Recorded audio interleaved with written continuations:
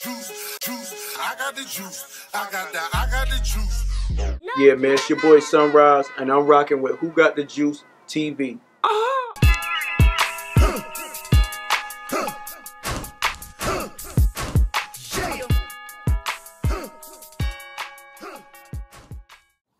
What's going on? It's your boy Jay Hines with the couch. You are tuned into Whogotthajuicetv, and with me here I have legendary producer Sunrize. Let's get it. What's going on, boss? You already know. I appreciate you having me. Shout out to man, I appreciate you coming. Man. I appreciate you coming, man. This is big. This is really big. Let's go over the history for people who aren't in tune with what's going on. Sunrize, how'd you get the name?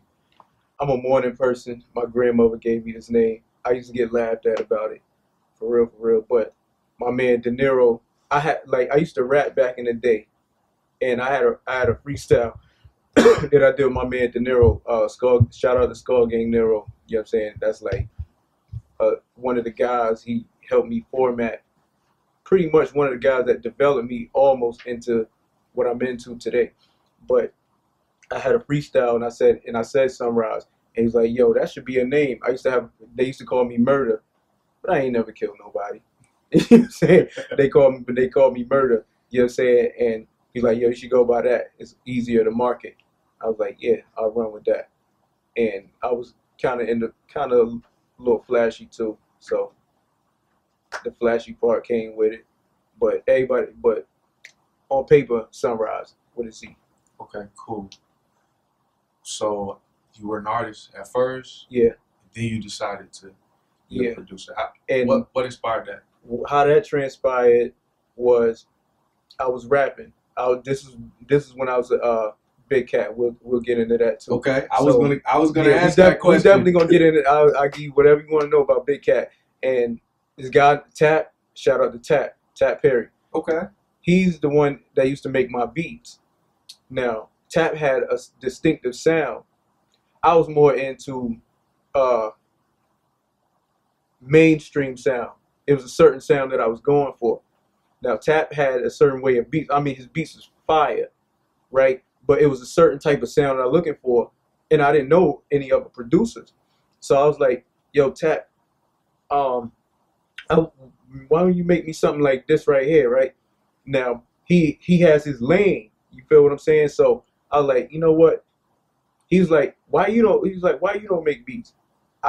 And I'm a prideful guy at the time. I was like, well, I don't know how to use equipment. And we kind of halfway got in a little debate about it. I was like, let me hold your drum machine for about a week. He would show me like how to make it sequence.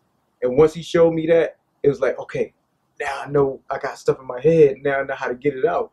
So that's how it really transpired. So I would make my own beats and rap on his beats that he would make for me, De Niro, Blaze, Rock Jeezy, and a few others of us. And that's how that pretty much. And after a while, I was like, yo, my bars ain't it. Like, my shit whack. You know what I'm saying? So I'm like, yo, I'm wasting time. It takes a real individual to understand their lane and find their niche. And then what happened was, like, through De Niro, and I'm originally from New York, so me and Jewels is cool, and De Niro and Uncasa and a few other people got my beats to Jewels. He knew me, but he didn't know that I made beats I moved on from the rap. And one day he called me. He said, "Why you ain't telling me you make beats?" I'm like, "You ain't asked." But him and Jim Jones jumped on one of my beats. That was like my first placement. What song was that? It was called "We Are the Streets" on, I think it's called Certified Gangsters, DJ K Slade mixtape. It's easy to find on YouTube. We Are the Streets, and type Jewels, Jim Jones. It's a classic record, very classic. So that's how I got into it, and I pretty much stopped rapping. I would like reference things, like make hooks or whatnot. I still felt like, yo, I could do it, because rapping almost is kind of second nature for me, because rap is my first love. So after a while, like, nah, I'm gonna just do away with that part and just focus strictly on engineering and the beats. And marketing and learning how to get my beats to certain people. And the first beat I actually sold was for $80. I have no idea who the guy's name was. He came in the Big Cat and he heard me making a beat. And he said, I wanted to be, I wasn't even finished with it. I said, I just threw out a number. I said, give me $80. He made it on. he cashed me out on the spot. And from then I realized I can make money from this. I can make money. And I'm a hustler. I like money. And it's been on ever since. So 80 was my number at one point. I was like, $80. I can make 80. I made $80. Shit, I spent the money before I got home. Shit, four beats. That's a nice little amount. Yeah, considering like I didn't think I was able. Like the beat was trash, to be honest with you. But it's like, yo, I'm good enough to get paid. So that's where I really realized, okay, let's take it seriously and stop with the foolishness outside of here, bullshitting around or whatnot. Just do my thing with that, and that started at Big Cat Records. How did you get in contact or link up with Big Cat Records? Whew, it's been so long. It's kind of it's really hard to remember, but if my memory serves me correct, Blaze knew Jay, that was the owner, and Keon, he worked in there. That's my man. Shout out to Day Day. We call him Day Day, and they pretty much were starting the label. You know how I go. They just people with money. They back in those days, it was basically like, let's just find something to do with the money. You know what I'm saying? But take it seriously. And I rapped. That's how. And it was my same crew that I was cool with. De Niro, the guys I told you, Blaze, Streets, and Tap. Yeah, we pretty much that was our own clique, and we just basically went over there to it. And he built the studio. We weren't even signed. We were just loyal to the cause. So you were never signed? Yeah, I was definitely signed. At first we weren't signed. Okay. We were just in there. And then we had a sit down with De Niro's mom in Cary somewhere at a restaurant. We sat down, got some paperwork together. He gave us a contract, and the guy signed it. However, we did kind of sign a shaky kind of contract. That was the first time I could say a lot of us got burnt. You know what I'm saying? Okay. Now, there was a way I got out of mine because my contract wasn't the same as everyone else's because you were a producer. I was a producer. Okay.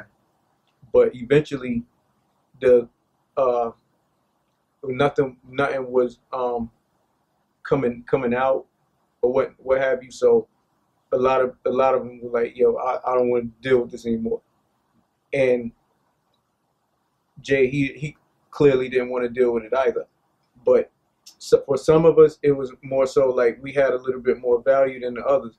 I had to be bought out of mine. That's what Tex came in at. Well, Balboa came over there. He would record in Big Cat. I was getting there too. You're just making it all run together. I'm gonna make it run together for you. So Balboa, he would come through there. I knew Balboa's father.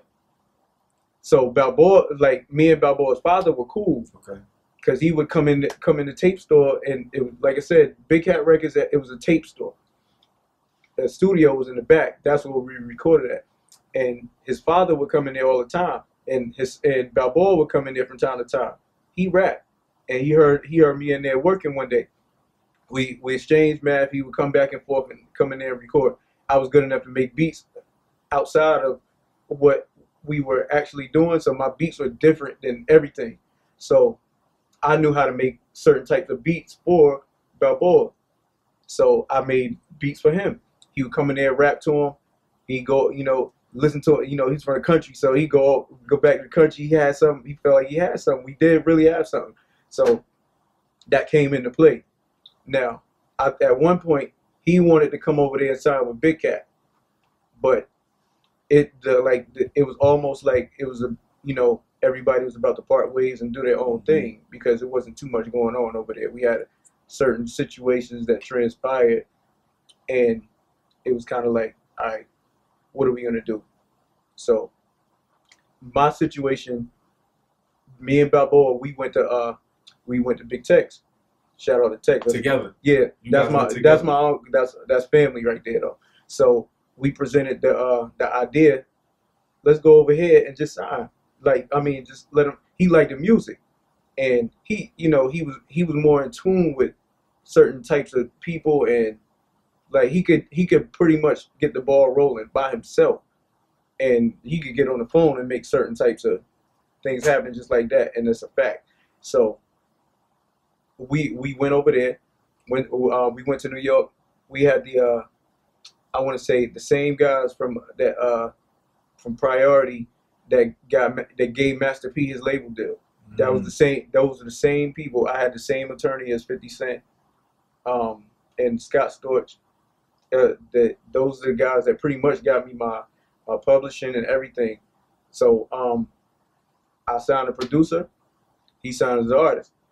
City in the South. City in the South. Okay. That's what Big Tech's label was called. Okay. City in the South. That was his brand. So because he had a clothing store. Yeah, he had a clothing store, and that was his brand. So we went over there. We did that. Made it work. And I would record. And Tex had a studio in his crib. It got to a point I just lived in his crib. I moved in his crib and just made beats all day. And a lot of people know me for making about 30 beats a day, every day. It's a fact. If I had my equipment, well, my stuff is in the car, you already know I can do it. But I would make 30 beats every single day. I wouldn't come out the house, nothing. I'd come out to eat, move around a little bit, go to the club, go right back in there. I'd make beats and put it on a CD, go to the club and play it. Me and Balboa record. I go straight to the club because Tex had the club, supper club. And I go right in there. That was like the gift. You had a whole system. Yeah, and I ran my system high. Like I just pretty much used that to my advantage. So to make a long story short, Balboa, we recorded 16 ways about 2-3 o'clock in the morning. Took it straight to the club. The club went crazy. They didn't know the song, so it was a blessing. When people don't know a song, you don't really hear them go crazy in the club because they don't know it. They like it. They're like, woo. But there's no Shazam back in the day. There's nothing that's, they're just like, yo, that's fine. The more and I'm friends with the DJs. That's key. A lot of guys need to be more friends with the DJs. But so I could get the DJs to get it to them and let them play it. It was unmixed everything. But I mixed it well enough where it sounded good in the club because the more I brought it in there, the more I could critique it. Then we got it mixed. It was a lot that went on with that song. And Cy Young was the PD at the station. He would critique it. This was the time when Lil Scrappy had everything on lock, like Lil Jon. So it fit right into whatever they had rotation going on. And man, that song really took off in North Carolina because we got on the road. He got a band rap with his face on it, and we went everywhere with that song, and it blew up. And I guess Balboa, he started doing a few other things outside of that. So it was almost like, okay, it kind of put us in limbo. Like, all right, so what we getting ready to do? Because he went on to kind of do his own thing, and then it kind of didn't work out. So was that from like a fallout situation, or really wasn't a fallout? He just decided to. Yeah, he just I guess he felt like he really did have the ball rolling, but it was more so if you would have stayed as a unit, we'd have been like everything would have been gravy. But he had his own vision, and he was gonna go that way with his vision, but it shifted things. So it kind of was like, well, I'm loyal to what I came with. You know what I'm saying? To it kind of put you at a crossroads. Yeah, it put me at a crossroads. Like I ain't got no issue with Balboa, nothing like that. So I would still rock with him. You know what I mean? Pitching beats. You know what I'm saying? Like whatever works to get us through the door, we in there. That's all. But if we have this formula right here, that's what I'm thinking. Like we going on. So that's pretty much how that went. So I still like he branched off and did his own thing. Let me ask you this. Do you feel like if Balboa would have stayed at City in the South, his career might have went differently? It ain't even no might have. It would have, because it's so much things that it's like long stories, but also short stories. Like he was like, all he had to do was open the door. Yeah. So I heard that. Yeah, I heard he had Dame trying to sign him. Yeah, Dame sent us clothes, everything. Like I seen Dame maybe about a year and a half ago in New York, and it was crazy because he remembered who I was. We're talking about Dame Dash. Dame Dash, yes, so they know. I saw him and Cameron, because I went back home. I went back to New York, and I was living in New York, and I saw him, and I told him who I was. He's like, you and I forgot the rapper's name, but you, Big Tex, y'all came to a show that I had, Ultimate Hustle, and he's like, I love your beats. He's like, what's up? You still doing your thing? I was like, yeah, I'm here now. So, but he's not kind of like deep in the music like how he's shifting to other things. He's shifting to other things. So, but it was dope that he remembered who I was. I was like, wow, that's what's up. That was really impressive for me. But Balboa, his situation, like he had it.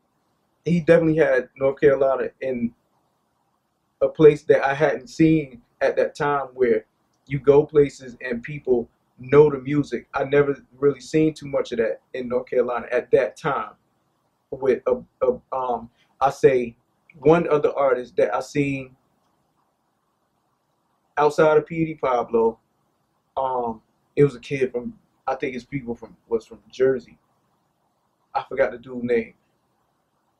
But MOS is another person that I saw at that time that people knew his music and he didn't have to be there. Balboa was one of those artists.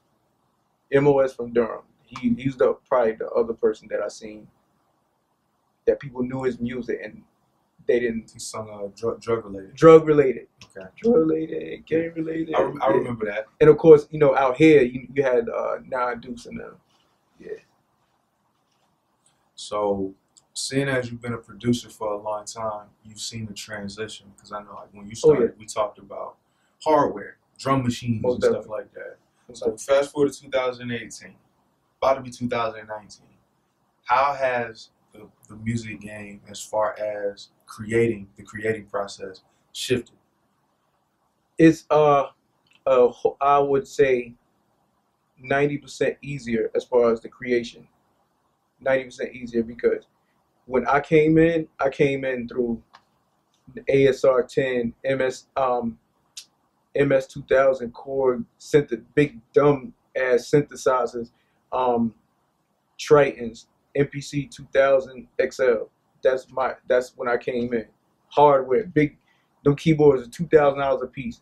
Motif, Phantom, S Phantom, they were all $2,500.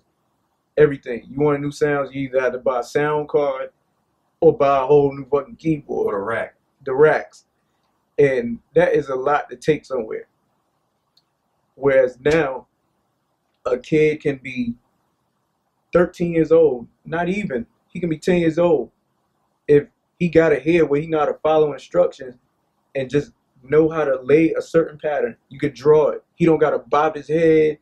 He don't got to get into the groove of nothing. You can sit there and watch a 10-year-old make a beat doing like this. Click, drag, and that shit will come out. You'd be like, yo, what are you using?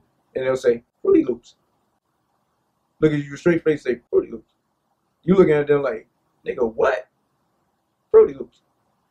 And you can't get mad at it, because it's you thinking like, I invested all this money into this stuff and everything's changed. But you can't really get mad at it. It's actually a beautiful thing, because it's the sound that's being produced with it. You don't got to pay a whole lot of money for it. You can damn near get it for free. You know what I'm saying? It was a time when Fruity Loops, people would have to go to their school and make the beats at school, but you couldn't save it. That's how long Fruity Loops been around. A lot of people don't even realize it. Fruity Loops was a struggle, so don't get it twisted about Fruity Loops. It used to be a real struggle. I have Fruity Loops. I don't really use it. I'm still MPC, but they have a different thing where it's software now. Okay. So I can integrate both of them. I was going to ask you, do you still use hardware? From time to time, you get it's a certain type of richness, thickness that you get from hardware. But everything's on one computer now, and I've downsized the studio, so it's like I can be anywhere, absolutely anywhere, and make the same beat I would make in the house or sitting outside of eating Chipotle or somewhere. As the same beat I would make in quad, I can make sitting in the bathroom. Same exact beat, quality, damn near up to par. Everything is good, and that's why you have so many. And the gift and the curse with it is now you have as many rappers as it used to be on every corner. Now you have that with producers. Yeah. So the curse with that is I came in when a Lil Flip would give me $5,000 for a beat, easy. That's when I came in. Recession hit around like 2008. I was still getting paid. Me and Black Jerus was still getting paid. Shout out to him too. A lot of the older guys, we were still getting paid. But now, with so many producers coming with the Fruity Loops, some of them don't know that. Yeah, they saturate the market and they don't know their worth. So, being that they're in the house or they don't have any money, but they have Fruity Loops, they'll sell you a beat for $30. So now the market has come down. So you have a time where you would ask the artist, what's your budget? Some of them they like, you talking about giving you $2,500 for a beat, not when I could go over here to the hood. This little dude, he don't even know what he's doing, but his beats is good. I give him $25 and a 0.5 of weed. He fine. All he want to do is smoke anyway. So he can make some more. He can make more shit. So that's the gift and the curse with it. And a lot of them just don't understand the business. So you'll be online and you see certain things like, this rapper XYZ took off on my beat, and I didn't get paid, or Let's jump from the producer side for a second and jump to the business side. Yeah. I think we need to touch on how important it is to have your business intact. Yes. Like, let's talk about how your business being intact has saved you from maybe certain situations. Really, I would say I got burnt before. I definitely got burnt before. That's really how I learned the business, by mistakes and others' mistakes. So having your business intact is everything. It's almost more important than the actual beat, because you know that's just with anything. People will pay you what they want to pay you, but it's a certain thing that if your shit is in order, a lot of times it weeds out people from bothering you that don't mean you no good in the first place. So if you might be in the studio recording, you finally got the song, and the artist wants to release it, and you might say split sheets. Certain artists don't know what the hell you talking about, and you say a social security number or these certain types of things. That's simple. Everybody should know about them, right? But it'll throw some people off, like, whoa, okay, go ahead. I would rather deal with people who want to, do the proper business. And for real, it saved me from a lot of headaches just having my business in order. That is very important. Learn the business. Because the beats, if you're good at what you do, everything gonna come to you. So the talent gonna speak for itself. It's gonna be what it's gonna be, unless somebody chop your hand off or something like that. You get in a car accident and bang your shit up. Other than that, you need to learn what you having a hard time at. It's the same as working out. If you good at doing arms, but your legs ain't hitting on nothing, you need to be doing legs. And you want your legs, you want to be equivalent to your arms. It's the same thing. If you're working on your legs, everything else will come, and it'll increase your bench. So if you got your business in order and practicing it every day, It's like riding a bike and marketing. Marketing is important because it's easier now. You got social media. Back in the day, that was gonna be one of. Sorry to cut you off. That was gonna be one of my questions. Is how his change. How do you feel about the change as far as reaching out to people? Because back when you were doing it, you actually had to meet these people face to face. You had to. So again, that's where me being with Big Tex, that was almost a gold mine for me, because back in the day, you had it like you kind of had to catch people. You really did have to be out. You still do have to be out. Don't ever think that you can just sit in the house and email people all day. It's not going. I mean, yeah, I don't know everybody's formula, but for me and for everybody else that everybody likes, they got out the fucking house. They got out the house. So back in the day, well, with being involved in the club, he would book the artist. That was prime time for me. I walk right in there. I play my beats and go. And the security is my friends. I go right over there where they at and talk to them. I hand them a CD, straight up and down. And I had certain ways that I do radio commercials also. So I introduced myself, let them know I did the radio commercial for or whatnot. Hang out with them for damn near 2 hours. Build a little chemistry with the little 2 hours, make sure they good. And I'm pretty much in the door with them. A lot of times the artists are fucking with me so hard, they'll give me the direct phone number. They'll talk to me back and forth. And then I'll play, and eventually get them some beats. And it works out like that. Or sometimes I will keep up with certain artists, the guys around them that handle the business. You understand? For like successful artists, the people that are around them that do the business. Sometimes the artists don't pick the beats. They have people that are around them. So I would get with them and then make things happen. So with now, you can pretty much, if you know how to gauge social media and if you pay attention and stop looking at ads all day, you can watch what time certain, you can learn an artist's sleeping pattern by watching what time they get online. Some of them record in the middle of the night. If you're a middle of the night type of person, when they get on Instagram. Everything's laid out for you. You can go on Instagram and hit them up or tag them in something. They ain't up doing nothing. They might, if you catch them at the right time, they're not getting a whole lot of notifications in your region. The sponsors help.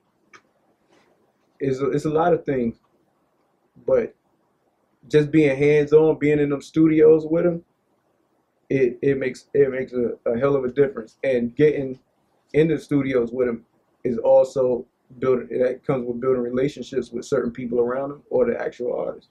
Let's touch on some of the people that you've had the pleasure of producing for. Of course, excuse me. Of course, Jewels, Santana, Jim Jones, Skull Gang De Niro, of course, the whole Dipset. I came in through them. Exhibit, I did a remix when Carrie Hilson, her name was Carrie at first. It was a song called Hey Now, I did the remix. Of course, Lil Flip, Petey Pablo, Beanie Siegel, Tone Trump from Philly.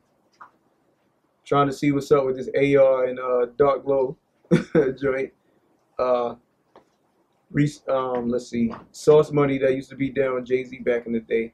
That was weird. It was dope though. That was because he just came in the studio one day and jumped on a good beat. I was like, wow, this is dope. Sauce Money's on it. Yeah, I said Petey, Foxy Brown. Me and her brother, shout out to Gab, is real tight. Newer, of course, Balboa, MOS. We got a joint that's currently on the radio right now. Right now, that's the name of the song. Money Man. I got a few joints with him that's getting ready to come out. I hope I didn't leave anybody out, I swear. But it's been a few. It's been a few. Of course, Sequence. So everybody. Fabulous. A few people. How do you feel about collabing with other producers? Are you open to it, or do you prefer? Yeah, I do it from time to time. Yeah, because at the end of the day, sometimes two heads is better than one. You know, when you run it, it's business. If you know, it's great to do everything yourself, but a lot of the songs that you hear that you always heard on the radio, it hasn't always been one person. Music is music. It's a composition is more than one person. You have a writer. You know, like let's for instance, Quincy Jones. He's one of my favorite producers. He don't make beats, but he know what goes with what. You understand what I'm saying? So he's a composer. Yeah, he's a composer. But in my idea, that's production. You dig what I'm saying? So yeah, I can do everything myself. I've done it a lot. I've done it plenty of times. But if I can't play a guitar and I need somebody that can emulate something that I can't do, and I know this is what it needs, and it could potentially buy my mother a house, I don't give a fuck what nobody got to say. Bring him in. Let him play the guitar. Anybody else would do it. Because that's music. You understand what I'm saying? If I were to write a hook for somebody on a beat and I present it to them, I'm like, this is the idea I have for it. You ain't got to say it word for word, but this cadence that I'm using, I would like for you to use this cadence and use this topic. And if that gets this man to a deal or is able for him to buy his mother a home, that's what works. You do what works for you. So I'm definitely open to working with other producers. You know, it's always good to, you know, to have a team. Cool. I see that you spend a lot of time over at Legion of Music. Yeah. Shout out Manny. Shout out Manny. Definitely shout out Manny. Are you signed to Legion of Music? No, I'm not. No, I'm not. I have no paperwork over there. However, we've done a lot of good business together. That's one thing I can say about Manny. Me and Manny, I've known Manny for 2008, probably about 10 years. Because I used to go down there to I used to go to his studio in Rocky Mount from time to time. I'll come down there. Those were the Big Cat days? Or No, this is the City in the South days. Okay. And I would come down there with Balboa from time to time, hang out with Manny. We exchanged up, we built a relationship. We would talk on the phone about certain things like EQing and certain things of that nature. So I go down there, he'd come up here, come fuck with me. We used to have they used to be like DJs versus the artists basketball games or that. I come play at them from time to time.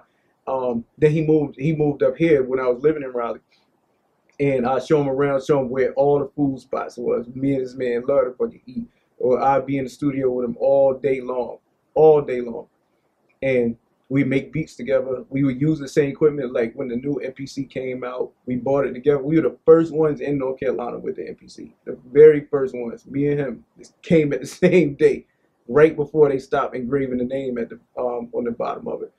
But anyway, we have artists come through there.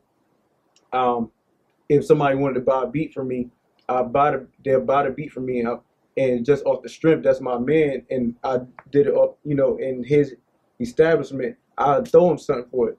Like we got our own type of relationship. So we done plenty of business, and it's always been 100 with no paperwork. Like we did business last night. Like we got our own kind of understanding, so for me it would be nothing to do paperwork with them, because your past experience. Yeah, our past experience has always been good. That's my guy, definitely. So we touched on you coming in as an artist. Have you ever thought about being an artist again, and are you going to put out some of the music that you created from back in the day? Yeah. Oh, nah. Nah, it's not happening. No. I mean, you can revamp some of it. Yeah, but it's the topics are dated. Everything's dated about it. In my eyes, yeah, you know, it's cliche to say, well, the world hasn't heard it. I don't want the world to hear that shit. They don't need it. There's too many rappers out here that are just amazing, and I'm not. You know what I'm saying? I stick with what I'm good at. I know how to do lots of things, but certain things you just don't want to get in the way of. I don't want to start trying to be a rapper. It costs that's a rich man's sport, to be honest. And let's go deeper in that. It's a rich man's sport. Rap is a rich man's sport. That's a gym. Let's go into that. Because, and I love a lot of rappers. I love them to death. Some of them are better than others. Some of them are the most talented artists that you will hear will never make it. They're not. For one, it's a rich man's sport. It takes a lot of money, a lot of pain, a lot of doors being slammed in your face. A lot of relationships get lost behind it because you got to really be selfish. You got to really be dedicated for it. A lot of saying, a lot of you might be in a relationship with a girl. She don't understand that you in the studio putting it down real hard, or it take a lot of money to push one song. A lot of money. People think that shit funny. No, if you ain't got no relationship, it take a lot of money. A lot of money. I'm not talking about like $20,000. That's nothing. I'm talking about hundreds and thousands of dollars. And pushing once, you recording all the time. But you gotta focus on one song and push that bitch for damn near 2 years. You would have evolved in the last 9 months. You want to do something else in the same week. You know what I'm saying? And all the artists that you listen to today, they pushed one record or went across the country pushing one song that whole entire time, getting people familiar with the one song. So when you dealing with it like that, it's definitely a rich man's sport. And what comes with it will separate the people from who do this for fun, who aren't serious enough, and those who just naturally they're born to do it and they don't see it no other way. I'm talking about I've seen some artists really, I'm talking about really have it. I mean have it and spend their money in the wrong place all their money in the wrong place and fuck up everything. I've seen artists with no money pretty much have it, but it was the money thing. They didn't have it's a dirty game too. It's real dirty. It's dirty. I've seen it all. I mean, a lot of people may not know me, but they know somebody that knows me. Trust me. And I've seen it all because I've been behind the scenes. I've been in the background. The difference between me and a lot of other people is I've been blessed enough to be around and still be able to make money. Good money at that. You paid a lot of your dues early and learned the game though. Yeah, most definitely. Then, you know, in the beginning of your career, you were positioned and you played the hand. You see what I'm saying? Yeah. To advance yourself. Like you said, I mean, being there with Tex, him having the connections that he has, him having the club that he has, you were able to utilize that type of stuff to propel what you have going on. Most definitely. That's like if the opportunity comes for you, you have to take full advantage of whatever opportunity you got. Even if you've been dealt a bad hand, it's a learning experience. If you're not in jail, you're not disabled, you can't always make excuses for a bad situation. You understand what I'm saying? It's a learning experience. Sometimes it's best to learn it early on than to learn it late. And if it's too late, and you know, once you get older in life, certain things it'll burn you out. This music is is really real. Now, if you run across a good opportunity, such as myself, after I've got burnt, you take full advantage of it. You don't play with it if that's what you plan on doing. You know, sometimes you could be in music, but be in the wrong field in the music. You dig? Like, when I first started out, I thought I was fired. But after a while, like, quit lying to yourself. Just quit bullshit. And shit is trash. You know, stop it. Just stop it. Shit ain't it. You know what I'm saying? So, but I found a different. You found a lane. A different lane that works for me. You know, football. Kids might start out being a quarterback, a good quarterback in middle school. By the time you get to college, he might be a safety. You never know. And I mean, and that position as a safety gonna get him to the league. You know, so sometimes you gotta play your position and do the right thing. I personally feel like there are a lot of different positions in the industry. Yes, it is. That people they don't gravitate to because they want, let's be real, they want fame more than they want a bag. Yes, that's a fact. Like, that's a fact. You know, It's over 100 jobs in music that pay more than the artist, and people don't even know it. Like some of the artists people be looking at, man, them niggas struggling, man. They got bills up to their ass. They don't know nothing about no money management. It look good.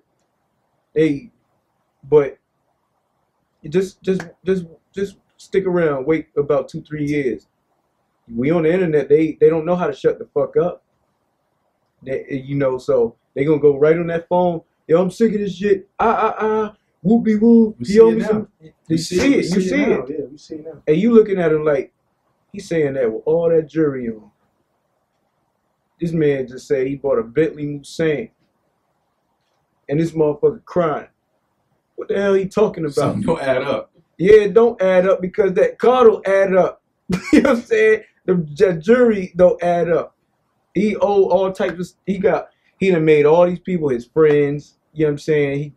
He doing the MC Hammer, riding motherfuckers around the country that ain't got no type of job with them. They just there. Yeah. Yeah. All right, so you being a producer and interacting with artists and stuff, let's talk about some of the cap shit you seen in the studio, or just in general. Okay, this happens all the time. Maybe not so just me, but it has happened to me. I've been in the studio with people that have been under my comments saying they want to call me bro 1,000,000 times. Then you give them the chance, you know, you pay them some attention, they get in the studio, they want to hear about 50 beats and don't pick none of them. Let's see. I've had issues where I placed a beat with a major artist, I don't want to say nothing, and then the artist will call me and say, yo, why you don't send me nothing like that? That beat been in your email for about 2 years, man. 2 years. They know exactly what I'm talking about. But or certain things, certain times I've been in the studio, I've seen other artists making a song, you could tell exactly who they've been listening to. And the music that they're making is outdated, if you think about it. Even though you trying to make a song like whoever the hell that man is from Atlanta. Don't do that. Because by the time you think you want to finish promoting this, you want to be ahead of the curve. So I've seen that a lot. I've been in the studio, I was like, yo, I got to get the hell out of here. I can't be a part of whatever this is right here. I've seen, I've seen a lot of dumb shit. You don't even know what to call it. Yeah, foolishness. That's my favorite word, foolishness. I've Man, I see. One of my biggest pet peeves I can call cap is if you have a studio session with somebody, not being on time.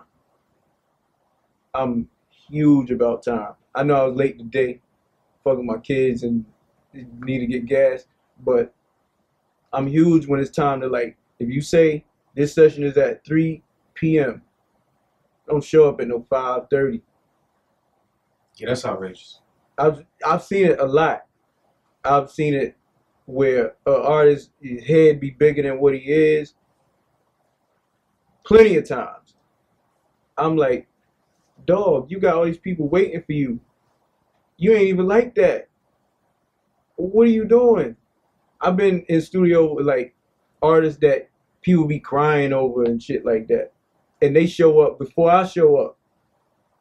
And I'm always early. If you say be here at 3 o'clock, I'm gonna be there at 2:30, setting up my shit, and I might be in there making a beat. So by the time you come in here, you catching some certain type of vibe. I'm in order. I see majors do that, be on time like that, and you ain't got nothing going on, and here you come showing up an hour and a half late, and when you get in there, you just want to be high and don't record. Where you think you going? And I don't want to hear you say nothing on Facebook arguing about what's the problem. Sometimes you just gotta take accountability for yourself with that cat, man. Everything ain't everybody else's fault.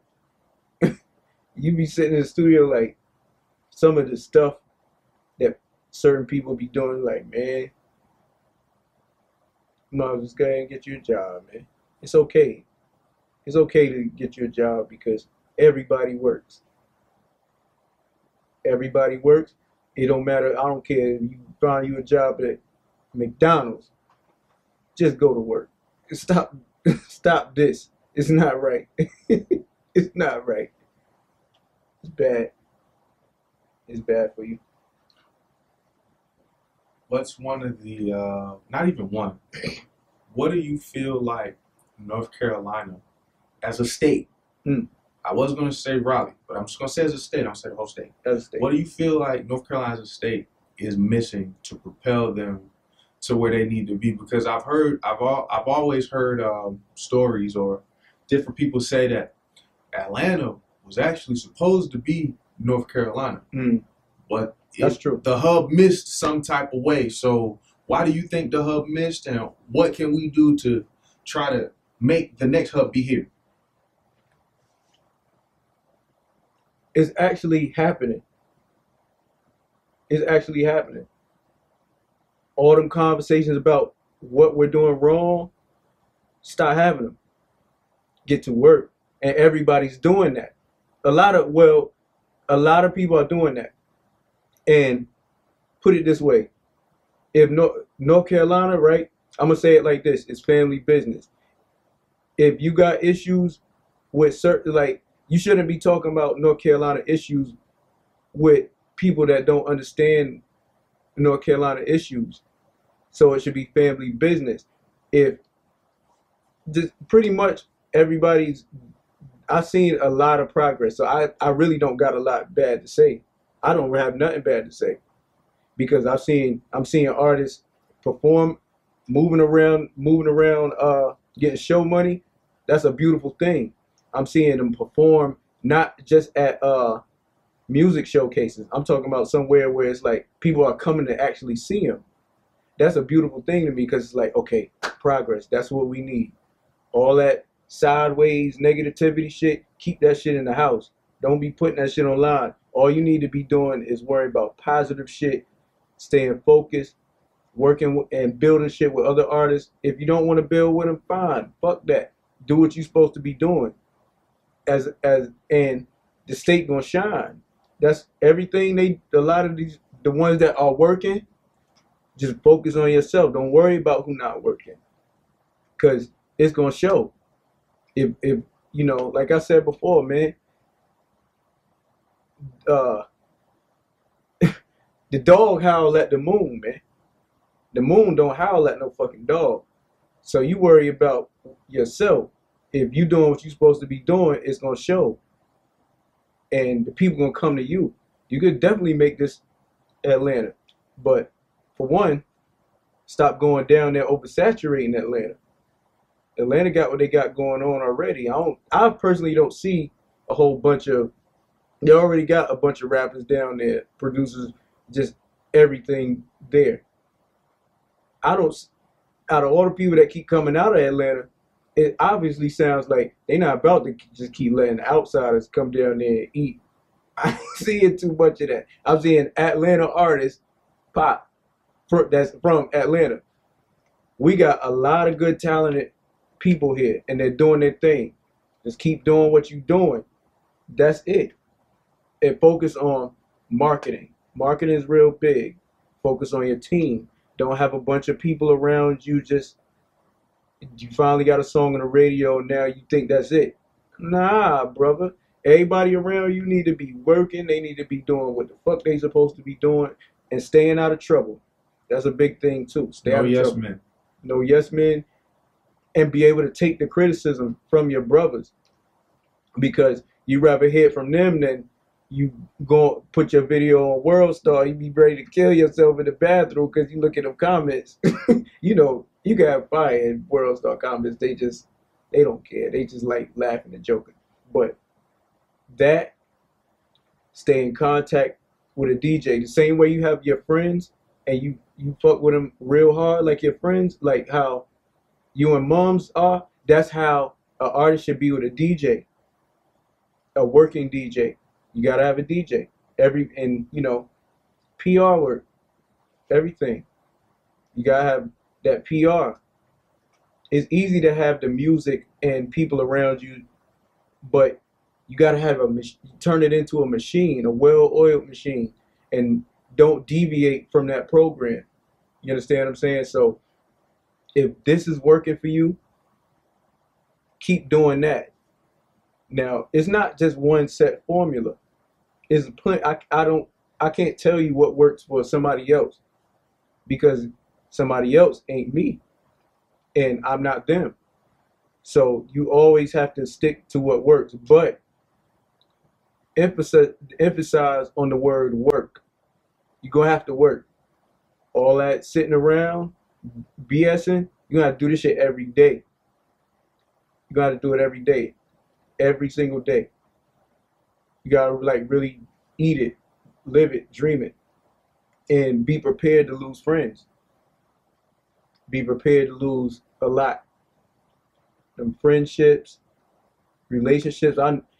Me and Mania had real deep conversations about this. Like, I definitely lost relationships behind this shit. But one thing about this shit, this music ain't never fucked me over. And if it did, I put that shit on myself. You understand what I'm saying? That's just how that go. I hold accountability for my own shit, and I work to get better. And I try not to tell people to do something that I wouldn't do.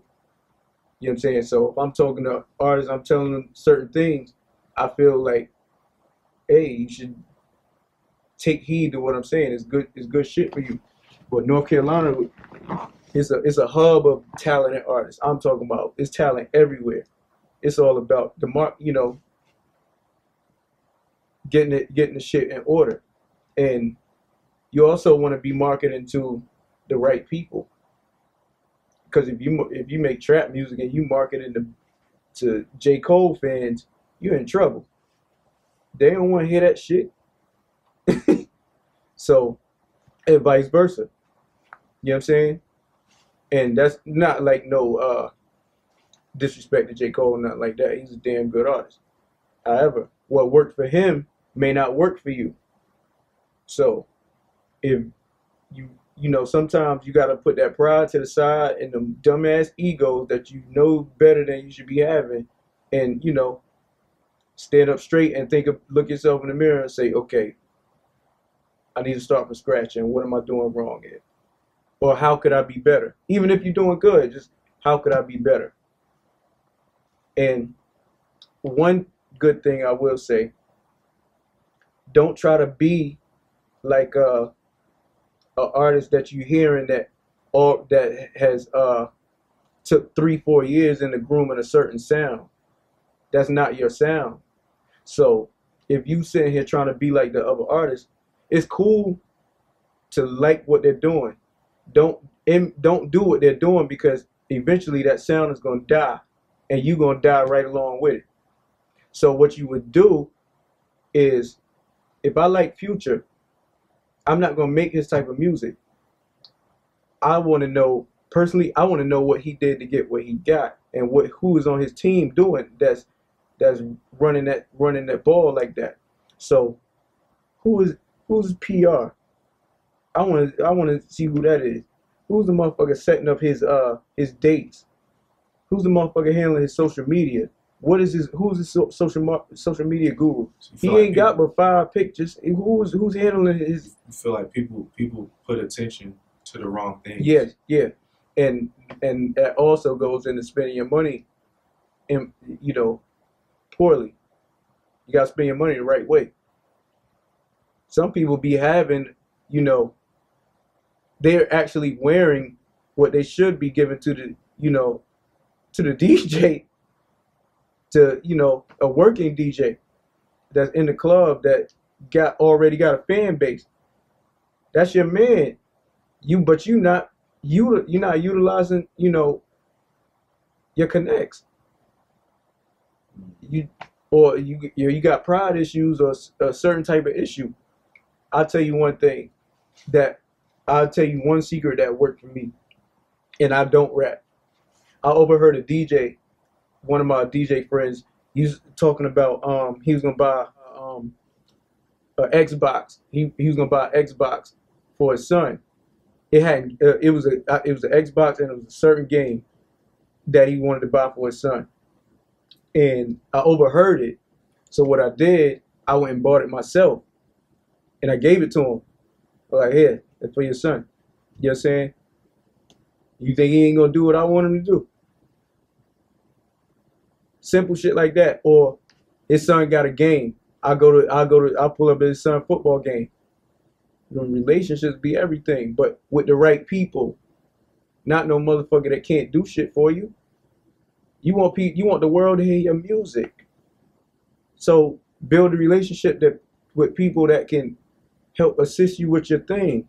Especially if you got good music, and it's a market for it. It's a market for everything. So it's almost like no music is bad. It's just not mixed. You know what I'm saying? It's not your preference. Yeah, it might not be your preference, but this motherfuckers blowing almost every week, and that are coming from being got a story about not selling no dope, not shooting nobody, not going to the feds and doing no time, no snitching shit. A motherfucker that worked his whole life at Food Lion bagging up groceries. You know what I mean? Motherfuckers got a story like that, and people respect that type of shit because he not in nobody way. He not in nobody way. He not lying. He not telling you no bullshit. And there's a bunch of motherfuckers that do the same thing he do. Even the guy from the Cosby Show, he bagged groceries. I don't see how, but that's not my type of shit. But he can relate to that. You gotta stay in your lane. Stay in your lane. It's a market for everything, and North Carolina is making a lot of progress. I will say that. Who are some of the artists statewide that you got your eye on and that you fucking with their movement heavy? Wallway, Pacman, MOS, the kid from Charlotte, the baby, Stunner for Vegas. He I think he's from Sanford, North Carolina.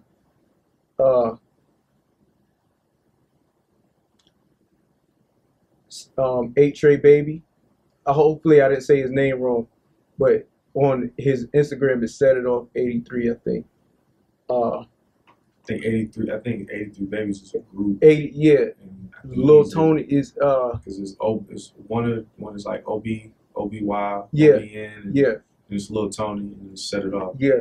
I went to this thing last week that shout out to Loso Corleone and my man Fly had. They Marley Savage, Fire, straight from Raleigh. It's these little girls, BBO. I love them little motherfuckers. Yeah, I interviewed them. I don't know what I like about them. I love them. That shit is like the girl version of Crime Mob and 6ix9ine.